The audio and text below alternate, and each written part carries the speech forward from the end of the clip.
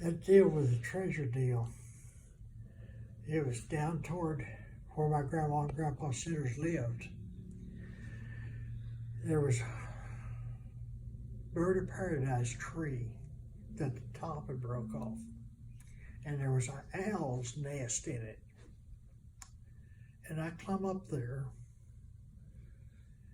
but before I climbed up there, I got to looking at that tree, and it had all kinds of old markings on it. It had a man's arm with a finger pointing down, and it had dollar signs, and had all the way around the tree. It had that kind of stuff.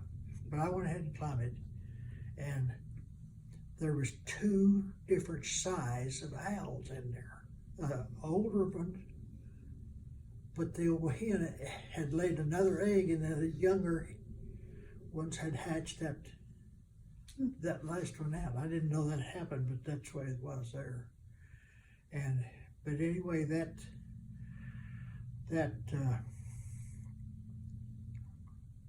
might be a treasure, might not.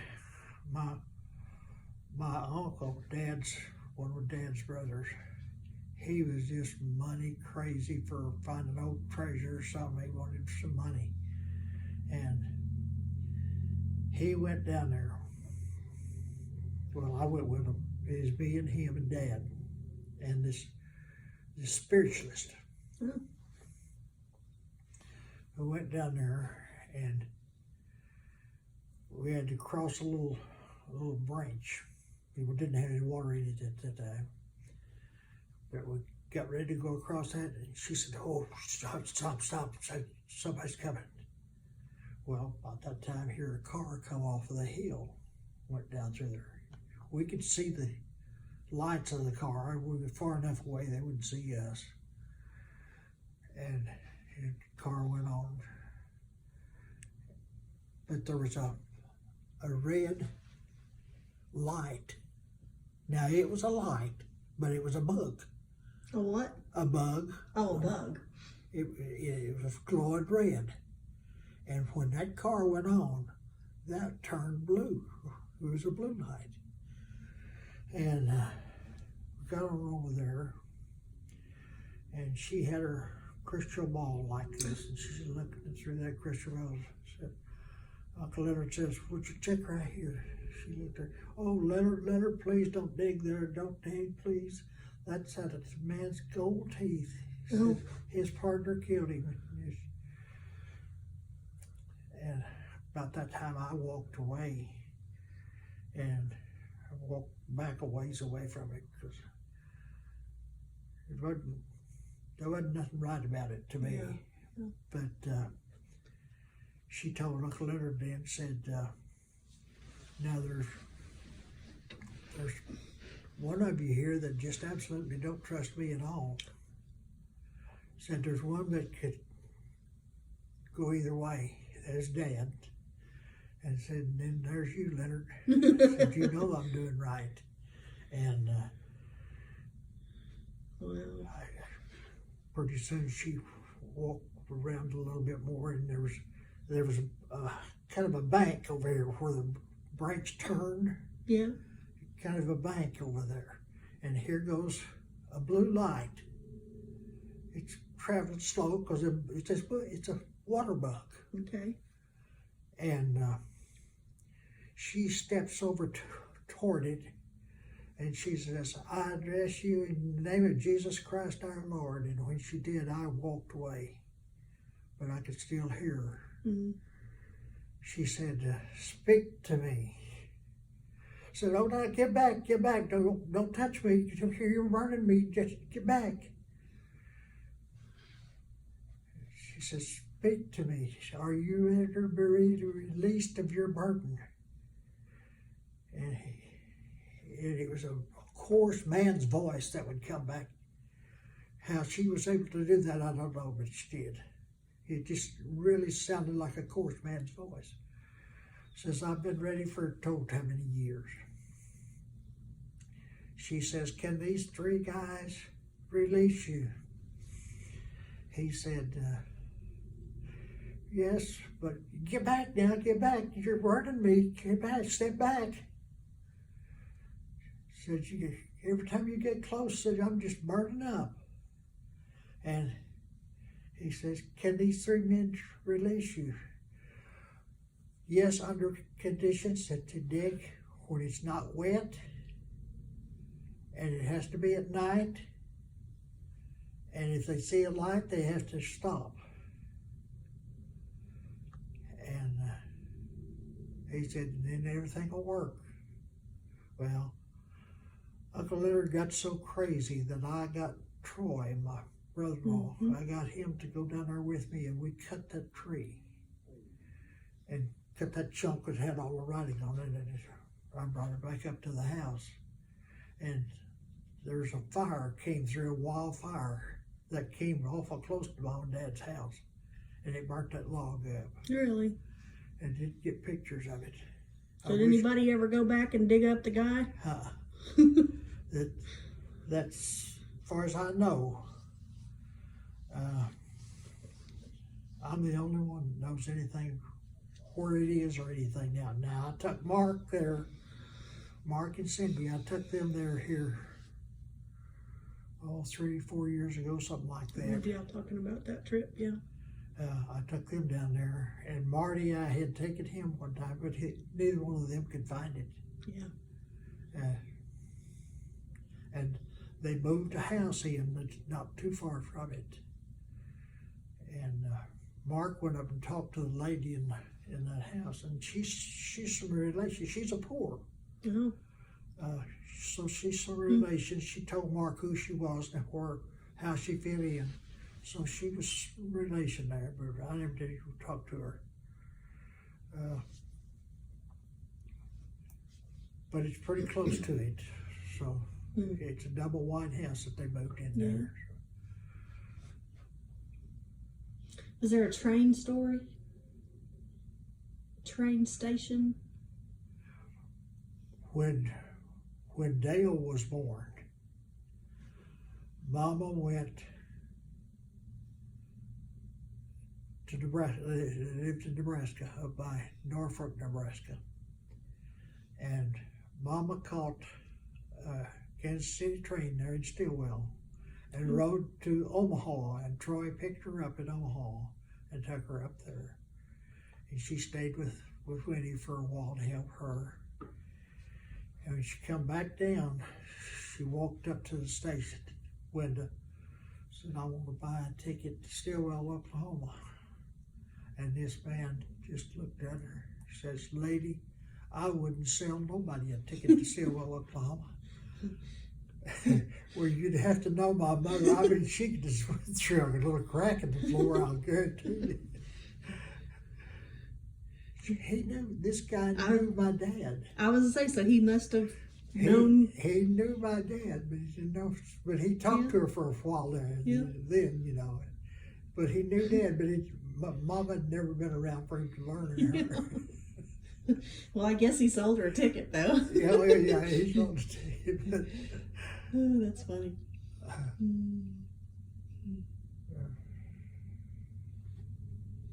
Got any funny stories about your kids? I've heard lots of stuff about this barn from the farm in Nebraska. Your kids, I think they were in and out of that, every inch of that barn. Well, I would put a roof on that barn with shingles on it. And I've always felt bad about it because them kids was all over it up there with me, up on top of the barn. They knew they had to remind me. I'd knock on their noggin if they didn't. So if I'd tell them to get back away from there, they'd get back. Well, Janice come out and she hollered at them, you kids get down from there. And I was over by a hip roof barn. And I was over by it, so I just kind of got down on it and laid down. And I said, Janice, I need help. Come and help me. Well, I had a ladder on the other side. There was two parts to it down from the barn, you had one shed and then another shed from it. So I had a bladder down there on that. Mama got up on that and she come up. And she got up on top and she froze. And water was running off of her hands. Oh my word. And I had to get up and go help her down. And I've always felt bad about that. I really have. Wow. Man. But those kids all over that barn, and it's a good place for them to play. Yeah. Yeah. And the little hog shed we had there, it had a fairly flat roof, and they were all over it all the time. You get a snowbank up there, you know how it can settle all the way up to it. Yeah, no kidding. That just says, come on up here. Absolutely. I don't know a kid that would have been able to resist that. You got any hunting stories? I know your dad taught you a lot about and foraging. Well, Marty, the first deer he killed, I heard him shoot, and I went where I could see, and that dadgum Wilbur was up there helping him dress that deer. Mm-hmm. There was no way in the world I was going to help him. It wasn't going to happen. I had already explained how to do it, and he needed to learn. But Wilbur went over and helped him. Well, Mark, when he killed his first deer, I wasn't too far away, and I went up where I could watch him. He did a fast job getting that deer. And he run back up that tree, and I waited a little bit and found him over there. I said, Mark, was that you shooting?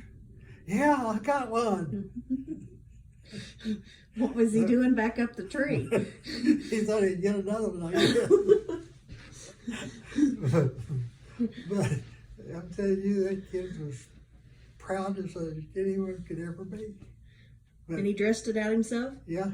Mm-hmm. Yeah. See, I did my dad the same way with an elk. Dad killed an elk. And he says, now if you hear me shoot, you come and help me. I said, Dad, you know I won't do it. And so I heard him shoot. I waited a little while. He should have been done, but he wasn't. And I got up there and I got it even with him. And I hollered up, you got a hunting license? Boy, he learned it quick, you know. And That's funny. he said, get up here and help me. That's funny. But then on that side, it may have been that same trip, or it might have been one of the other ones. Dad shot a bear. Oh. It was bear he was coming down toward him Now where were you at? in Colorado. And the bear had a white spot right here. And that's where Dad was shooting at and hit him. And that bear fell down right there. It was by the dead tree, you know, the rotten tree. Mm-hmm. And he was getting pieces and putting in him. Just grabbing his face. And Dad said he just kept grabbing it, putting them in him like that. Said pretty soon he took off running, and he didn't have time to shoot again. So I went there to help him trail him down, you know. He was losing a lot of blood. But where I quit, there was a bear's den, and I knew where the den was, and I wasn't about to go there. Mm-hmm.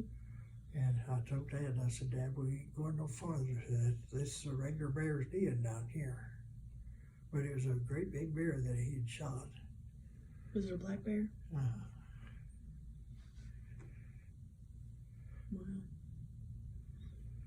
Hmm.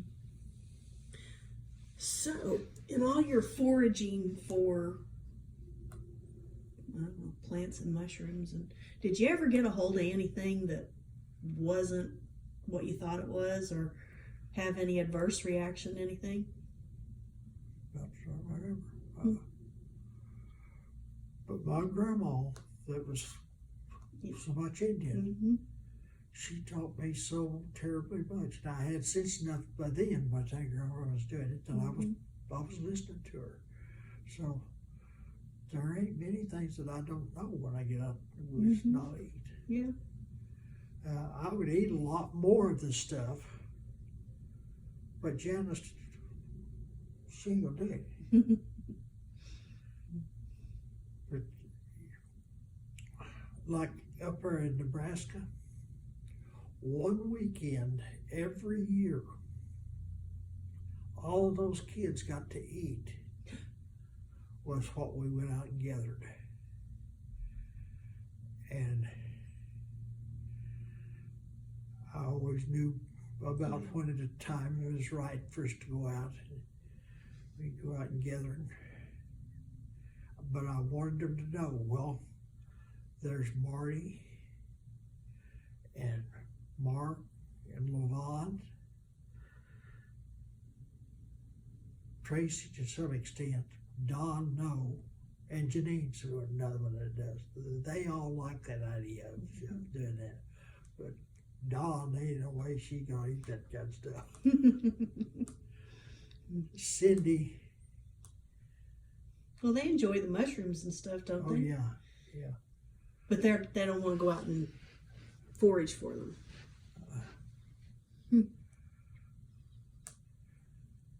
Interesting.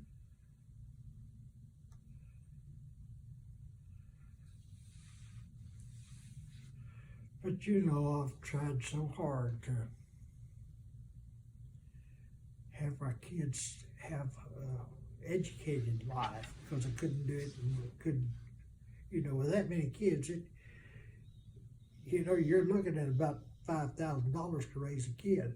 And when you got 14 of them. So that, there wasn't no way I could do it any other way, but I taught them a lot.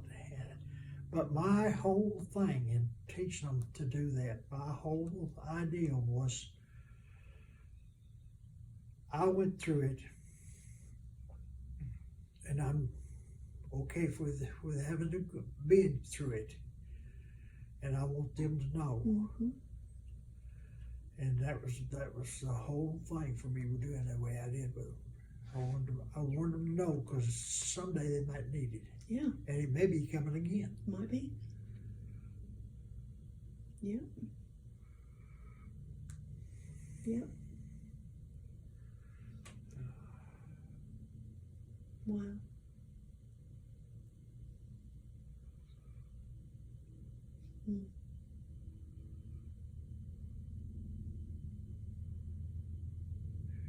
When we lived there on the farm in Nebraska,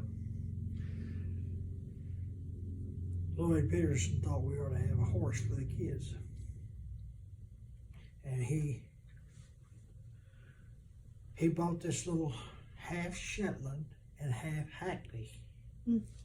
She got a little bit of real faint spots, kind of a brownish color with some gray in there.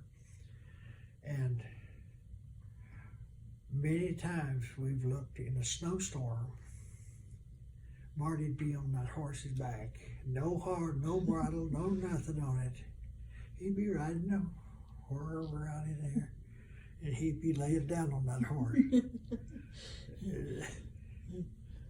But that didn't happen just one time. That was a lot of times that he did that. Well, I don't know if it was that horse or if it was another one, but I think I've heard your kids talk about piling a bunch of kids on. That was Bonnet. Yeah. That was her. Yeah. There was 4 that could stay on her. One would get up there, and then invariably they'd fall off the back. I was gonna say, if you got 5, somebody was falling off the rump, huh? Yep, that happened, and I stayed right where I could watch in case she didn't like it, but she Took it off. But do you know, Lloyd Peterson's grandson, he was a teenager. I said teenager, he was probably 12, 13 years old. He couldn't ride that horse. She wouldn't let him ride. She'd buck him off. Something about it. She didn't like him. him. She just wouldn't have nothing to do with him.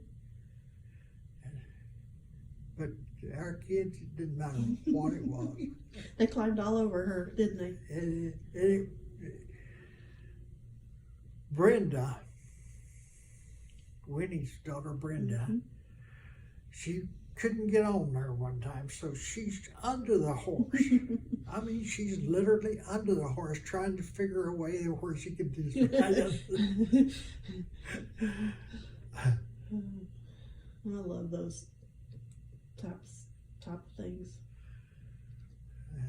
We had a part Shetland, part Welsh pony, and yeah, she raised us kids. Yeah.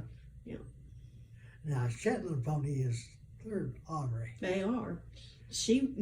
Her name was Dusty, and she liked to throw you over her head. You know, she'd Yeah. get to running and stop and put those feet in the ground and her head down, and she'd throw you over her head. And I always said she knew where every sticker patch on the place was, because she'd always throw you in a sticker patch.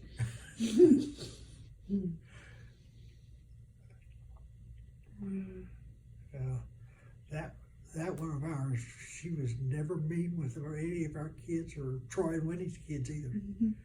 They could do anything with her. Yep. But Marty, get on her back. It didn't matter if he had a halter, if he had a bridle. He never used a saddle. Yeah. It- Did y'all have a saddle for her? Yeah. Yeah. Yeah. Couldn't get as many kids on there, I wouldn't think, with the saddle on. No. That saddle never got to put on her, but just very few times. Yeah. You got any? Didn't you guys used to take pack mules hunting, especially in Colorado? Yeah, I had one called Hee Haw. Hmm. And with Wilbur and Lon Brown out there. And I would load Hee Haw in the back of my little pickup, and I put, it had a deal on the back, cab like over the back, Oh, yeah. that was the same height as my cab. So I wasn't tall enough for Hee Haw. So I took 1x6s and made a frame and fastened it and fixed it together like that, and I could put him in there. And got out there, and we getting ready to come home. And, we had a hard time getting Lon Brown's horses because he was mean. He's just a mean, sorry man. He died out there and got his neck broke out there. Horse throwed him. But his mules are just hard to handle. And we finally got them loaded, and we got Wilbur's loaded. He says, now how long is it gonna take us to load that little thing there in that pickup?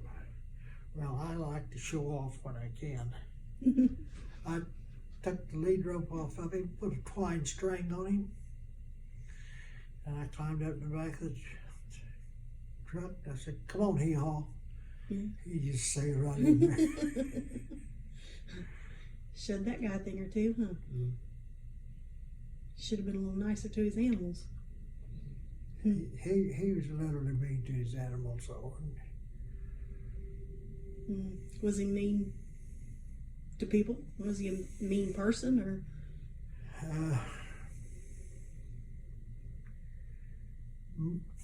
Mostly he was mean. Rough spoken. Guess the best way to do. Yeah. So you don't remember much about this pocket watch that I heard about? Something about your grandpa's pocket watch? No?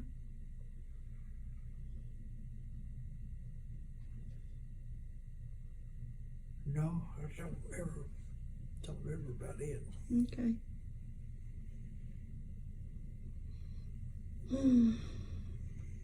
Well, you've done a pretty, I think, amazing job raising your family.